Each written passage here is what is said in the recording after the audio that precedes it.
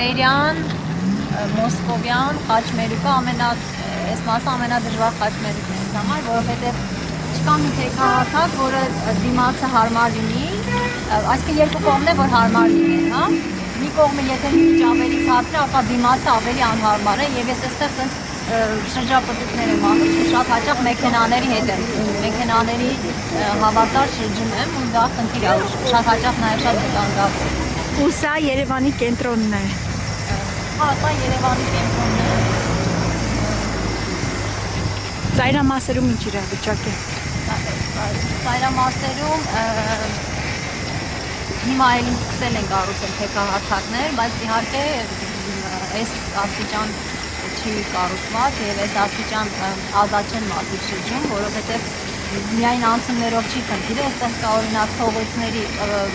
մայթերի մատչելիությունը, հա, եթե դուք տեսնում եք, շատ անհարթ կարող է լինել եւ մայթերի միջև ընկած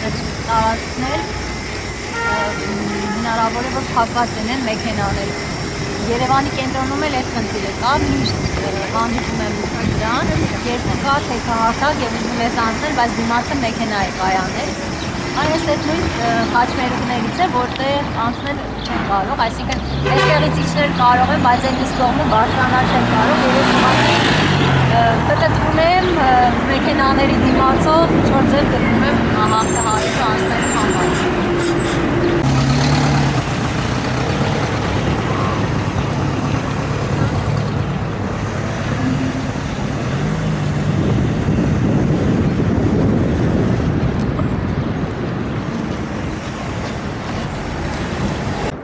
Պապիկ այստեղ ինքն սովորացել է, որ հետևած պետք է անցնել, որտեղ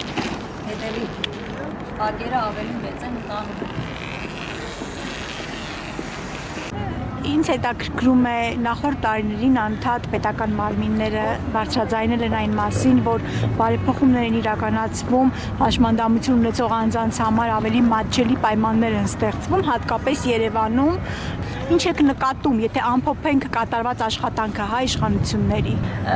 Ես կարծում եմ, որ Երևանում փոփոխությունները պարզապես կոսմետիկ բնույթ են կրում, որովհետև եթե մենք խոսում ենք մատչելիությունից, ապա քաղաքային իշխանությունները հատկապես մատնանշում են թեքահարթակները, որոնք կառուցում են անցումների մոտ։ Այո, այդ թեքահարթակները կան եւ դրանք բավականին լավն են, բայց մենք չենք կարող թեքահարթակների մասին խոսել այն ժամանակ, երբ վերանորոգում ենք օրինակ մշակութային օջախներ, դպրոցներ, շախմատի տներ եւ այլն, եւ այդ վերանորոգումների, հիմնանորոգումների կամ նոր բացվող կառույցների դեպքում շենքային մատչելիությունը գոնե հաշվի չենք առնում։ Այսինքն ես կարծում եմ, որ դա ձևական բնույթ է կրում, այսինքն ուղղակի փողոցներում թեքահարթակ կառուցելը եւ չկարևորելը նույն մատչելիության խնդիրը մեր հիմնական աշխատանքի մեջ, այսինքն երբ մենք հիմնանորոգում ենք բոլոր կառույցները, որ նշեցի,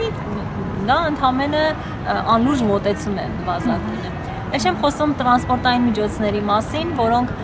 Երևանում ըստ պաշտոնական տվյալների 25-ն են, բայց ես գիտեմ, որ դրանցից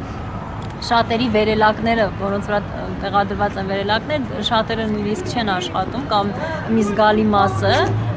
նույնիսկ այդ փոքր թվի դեպքում, 25 հատի դեպքում դա մեծ խնդիր է, բացի այդ քաղաքացիները բավարար տեղեկություն չունեն, թե որ երթուղին է կամ որ երթուղու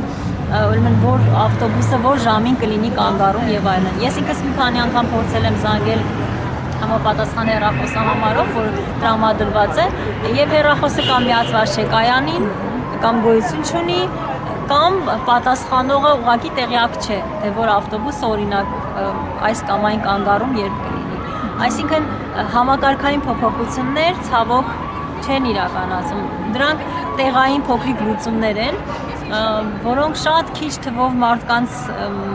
կյանքի վրա շատ քիչ ազդեցություն կարող են բերել, բայց եթե մենք ուզում ենք իսկապես լուրջ փոփոխություններ լինեն, մենք պետք է համակարգային անենք այդ փոփոխությունները եւ բոլոր գործողությունները իրականացնենք ներառական սկզբունքով։ Սարա, եթե դիտարկում անենք, քանի տոկոսով է Երևանը մատչելի հաշմանդամություն ունեցող անձանց համար։ Կարող եք նման տոկոսային դիտարկում անել։ Ես չեմ կարող, որովհետև այ տեսեք սա էլ է խնդիր, որևէ մեկը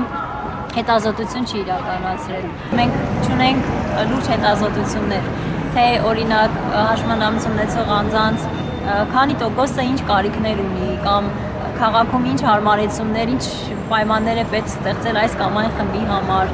Մենք ավելի շատ օրինակ ունենք թե քարտակների կարիք, թե վերելակների կամ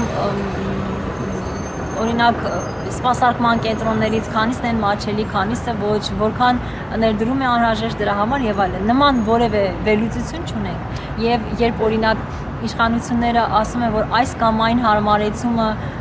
անելը շատ թանկ արժե եւ դրա համար մեծ ներդրումներ են, դրանք հիմնավորված չեն։ Շատ հաճախ պարզապես փորձում են ճշտել, օրինակ այս վերելակ արժե այսքան եւ դա շատ թանկ է։ Թանկ է ինչի համեմատ։ Արդյոք դա թանկ է